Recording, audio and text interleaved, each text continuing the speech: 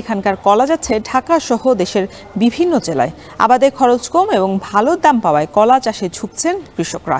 এ বিষয়ে আরো বিস্তারিত জানাতে দিনাজপুরের হিলি থেকে যুক্ত হচ্ছেন সহকর্মী সোহেল রানা। সোহেল, জেলায় এবছর কি পরিমাণ কলা উৎপাদন হয়েছে জানাবেন।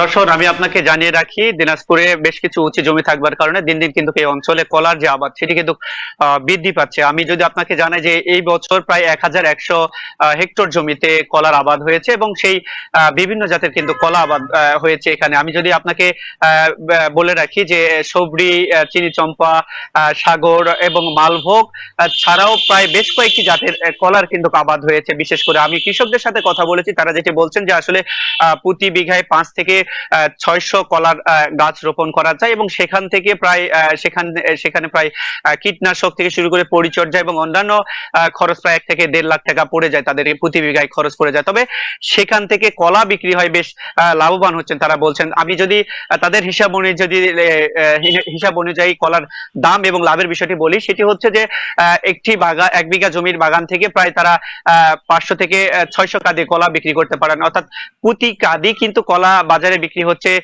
জাত ভেদে 400 থেকে 600 টাকা দরে, অর্থাৎ এই 600 টাকা কেজি দরে, 600 টাকা দরে সেই কলা কিন্তু স্থানীয় যে বাজার রয়েছে সেখানেও বিক্রি হচ্ছে এবং এটির একটি পাইকারি বড় বাজার তৈরি হয়েছে দিনাজপুরের কাহারোল উপজেলার 10 মাইল এলাকায়। সেখানে কিন্তু বড় একটি হাট রয়েছে, সেখানে প্রতিদিন প্রায় 70 থেকে 80 লাখ টাকার কলা বেচা কেনা হয়ে থাকে। আমরা এবং স্থানীয় যে খুচরা বাজারগুলো দেখেছি সেখানেও কিন্তু প্রতি পিস কলার যদি আমি হিসাব ধরি যে সেখানেও বিক্রি হচ্ছে প্রায় 4 থেকে 15 টাকা 20 টাকা প্রতি পিস কলার দাম বিক্রি হচ্ছে, তো পাকা কলা যেটি বলা হয়।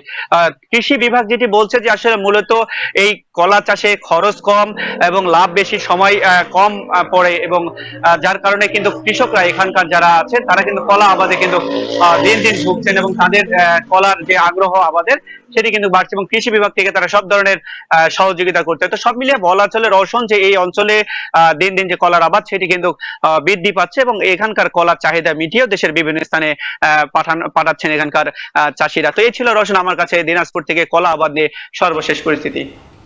দিনাজপুরের কলা আবাদের খবর জানাচ্ছিলেন সোহেল রানা।